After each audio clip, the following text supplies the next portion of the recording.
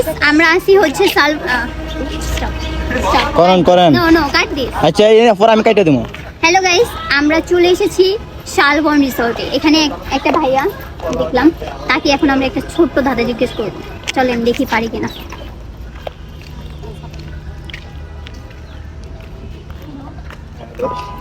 আমি আপনাকে একটা ধাঁধা জিজ্ঞেস করবো, একটু কাছে আসেন। তেল চুকচুক পাতা, ফলের উপর কাটা, পাখির মধুর মতো বেঁচে গোটা গোটা। তেল চুকচুক পাতা, ফলের উপর কাটা, পাকলে মধুর মতো বিচি গোটা গোটা।